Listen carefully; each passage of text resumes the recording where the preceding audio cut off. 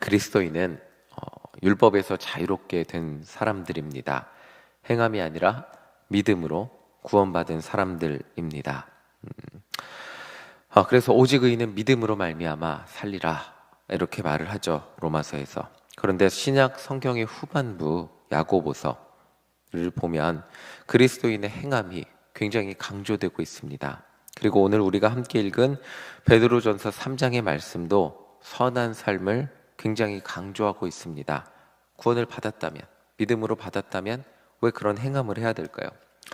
어린 시절 하나님을 만나는 열정적인 경험이죠. 그 하나님을 만났을 때 굉장히 그 종교적인, 그리고 마음이 뜨거워지고 어떤 말로 표현할 수 없는 그런 열정적인 그런 경험을 하고, 가장 당황스러웠던 순간이 있다면 그것은 현실은 하나도 변하지 않았다는 것이었습니다.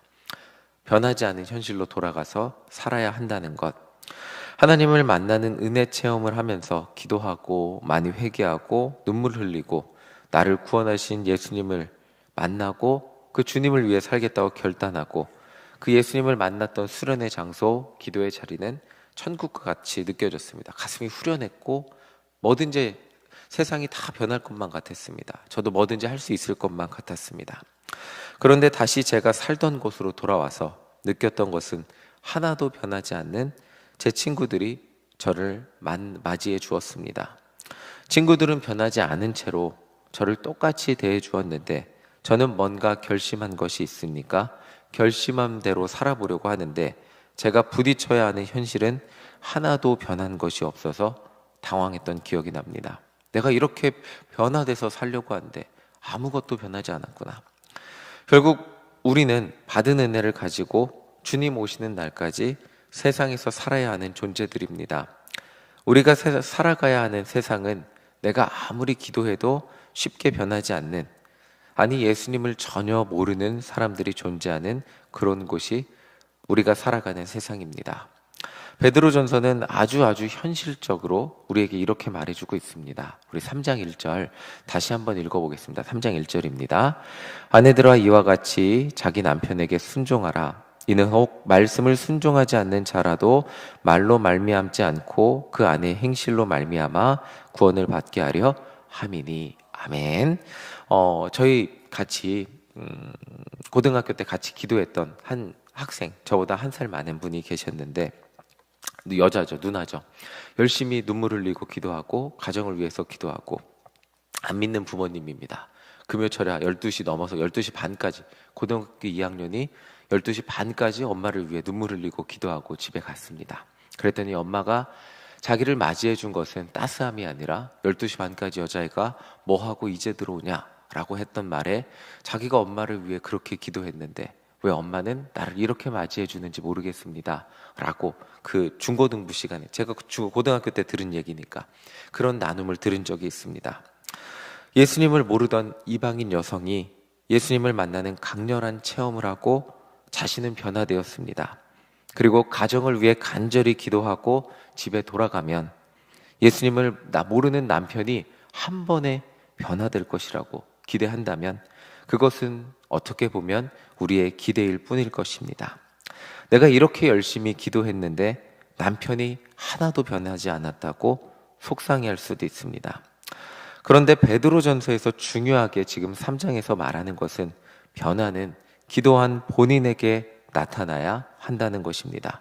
기도하지 않는 남편이 변화돼서, 내가 열심히 기도했으니까 기도하지 않는 남편이 어느 날 갑자기 뿅 하고 변화돼서 나를 사랑해주고 나를 보듬어주고, 나는 그대로일지 모르는데 내가 열심히 기도하니까 남편이 확 변화되는 것, 그것보다 더 중요한 것이 있다면 기도하지 않는, 예수님을 모르는 남편에게 내가 변화된 사람이 돼서 순종하고, 또 예수님을 모르는 남편을 사랑해주는 그런 사람이 되라고 말해주고 있습니다.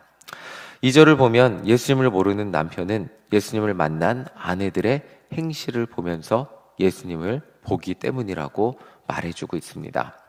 7절을 보면 남편들도 아내를 사랑하고 귀하게 여기라고 말하고 있습니다. 우리는 예수님을 모르는 누군가가 예수님을 믿고 변화된 삶을 살게 해달라고 기도합니다. 그런데 그들에게 예수님을 알리기 위해서 더 중요한 것이 있다면 열심히 기도해서 내가 먼저 변하고 내가 변한 사람이 돼서 그들에게 변화된 삶의 모습으로 그들과 함께 살아가는 것입니다. 그리고 가장 가까운 그 가정에서 그 모습이 나타나야 한다는 것입니다. 이 당시 대부분의 아내들은 세속적이고 겉모습을 화려하게 꾸미는데 그런데 관심이 있었다고 합니다. 그런데 이 겉모습이 화려하고 세속적으로 막 그런데 관심 있던 여인이 예수님을 만나고 남편을 사랑하고 남편에게 순종하고 가정을 섬기는데 오늘날로 말로 바꾸면 남편을 존중해주고 가정을 정말 섬기는데 우선이 된다면, 마음이 온유한 사람으로 변화된다면 남편은 아내를 바라보며 아내를 변화시킨 예수님의 능력에 대해서 바라보게 된다는 것입니다.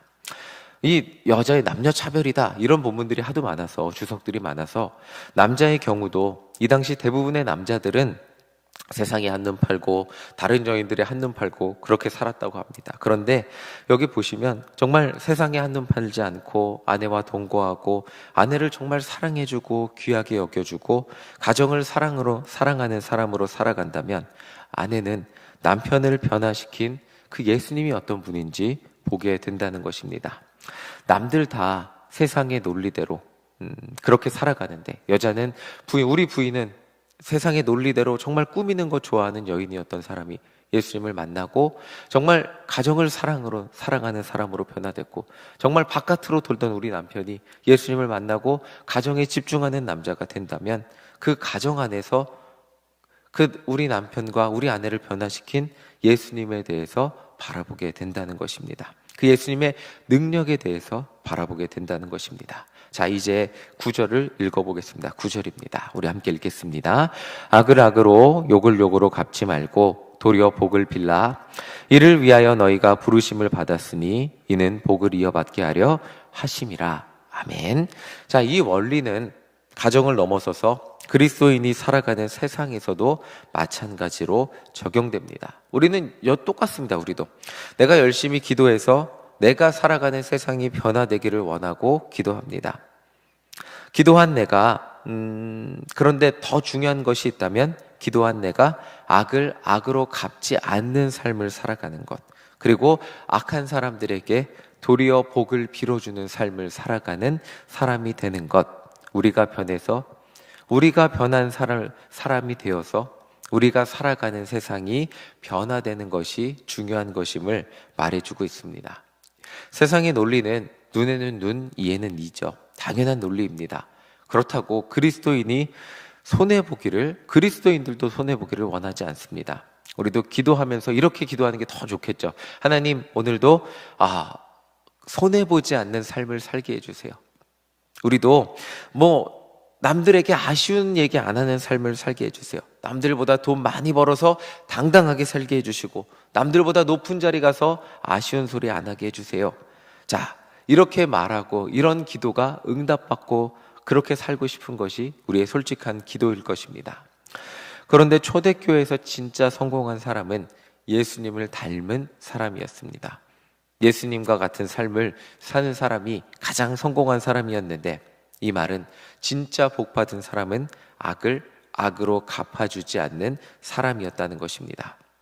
제가 매번 설명해 드리는 비유인데, 제가 그런 적이 없겠지만 제가 이 교회 앞에서 외부 사람하고 시비가 붙었다고 해보겠습니다. 시비가 붙었는데 제가 막 그냥 성격 있는 대로, 젊으니까 있는 성격대로 소리 지르고 막 말을 잘해서 그 어르신 한 분을 제가 이겼다고 해보겠습니다. 근데 그거를 장은희 장로님이 보시면 와, 마정호 목사님 진짜 말도 잘하고 진짜 멋있다 라고 하지 않으실 겁니다. 어르신을 굳이 저렇게 이겨야 되냐고 라고 하실 겁니다.